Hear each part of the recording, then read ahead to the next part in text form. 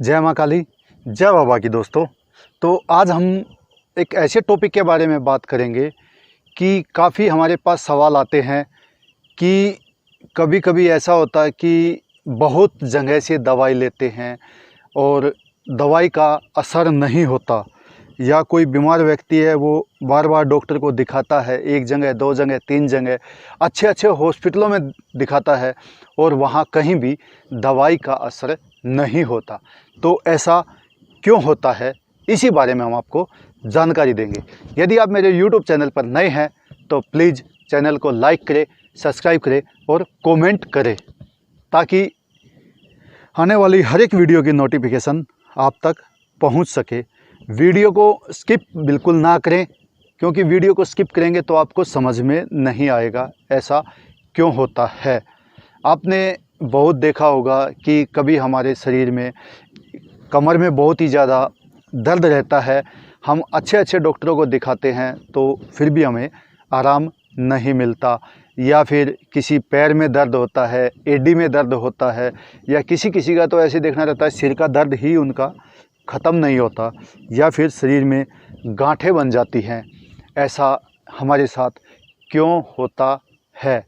ये एक ऐसी समस्या है कि यदि डॉक्टर की बीमारी होती है तो डॉक्टर उसका इलाज कर सकता है, लेकिन ये एक प्रेत बाधा होने के कारण इसका कभी भी डॉक्टर इलाज नहीं कर सकते। आपने देखा भी होगा कि हम जब भी कहीं सिद्ध पीठ पे जाते हैं, जैसे कि बालाजी महाराज हैं, या बागड़ वाले गोगा जी महाराज हैं, या लोक ग्रामीण देवताओं में बावरी का सिद्ध स्थान है, वहाँ आप जब भी जाएंगे तो देखेंगे कि ज़्यादातर महिलाओं के शरीर पे पेशी आती है। ज़्यादातर महिला प्रेत बाधा से में रहती हैं। तो ऐसा क्यों होता है कि जो हमारी माताएं बहनें हैं, या हमारे बहनें हैं, महिलाएं हैं, उनमें कुछ चीज़ें ऐसी होती हैं कि उनके कारण सबसे ज़्यादा प्रेत बाधा, या ये कहें नकारात्मक ऊर्जा उनकी तरफ आकर्षित होती है। वो क्या है कि जैसे मासिक धर्म के दौरान जो हमारी माताओं बहनों का रक्तस्राव होता है, उसका जो ब्लड का गंध होती है वो बहुत ही ज़्यादा नेगेटिविटी को अपनी तरफ आकर्षित करती है, या ये कहें कि उस दौरान नकारात्मक ऊर्जा सबसे जल्दी हैवी होती है। हमारे पूर्वज भी कहते थे, या हमारे बड़े बुजुर्ग कहते थे कि जब ये टाइम होता है तो लेडीज़ को घर से बाहर नहीं निकलना चाहिए। लेकिन आज के ज़माने में ऐसा कोई नहीं मानता, और ना मानने के कारण ही नतीजा आप लोगों के सामने है कि सबसे ज़्यादा लेडीज़ इसी बीमारी से ग्रसित रहती है। दूसरा कारण क्या है कि बालों को खुला रखना। ज़्यादातर हमारे पूर्वज पहले बोलते थे, या हमारे ग्रामीण क्षेत्रों में आपने आज भी देखा होगा कि महिलाएं हमेशा बालों का जुड़ा करके रखती है, चोटी करके रखती है।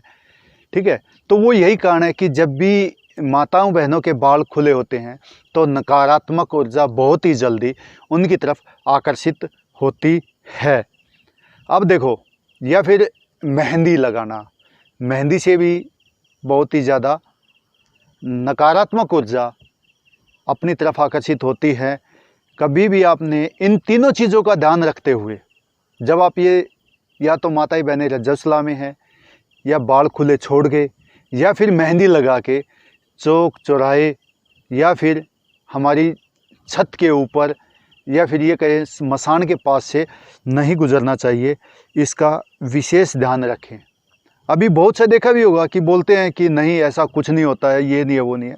तो मैं आपको एक स्पष्ट करना चाहता हूँ कि देखो, जो डॉक्टर बनते हैं वो उस चीज़ की पढ़ाई करते हैं, साइंस की पढ़ाई करते हैं, या जो इंजीनियर बनते हैं वो इंजीनियरिंग की पढ़ाई करते हैं।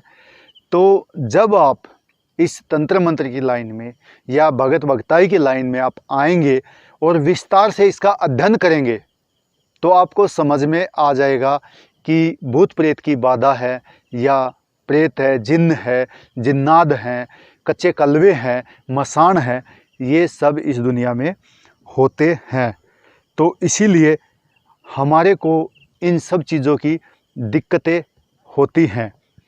तो जब आपके साथ ऐसा कुछ होता है कि आप बहुत सी सारी आपने दवाई ले ली, आपको दवाई नहीं लगती है, तो मैं आपको एक ही चीज़ कहना चाहूँगा कि किसी अच्छे भगत से मिले, ठीक है, या अच्छे गुरु से मिले, ताकि वो आपका इस चीज़ का निवारण कर सके।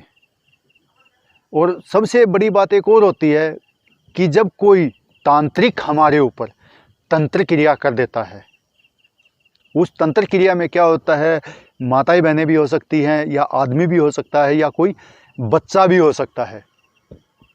तो उसमें भी ऐसा होता है कि तंत्र के माध्यम से हमारे को कुछ खिला दिया जाता है, या हमारे को कुछ पिला दिया जाता है, या हमारे घर में कुछ फेंक दिया जाता है।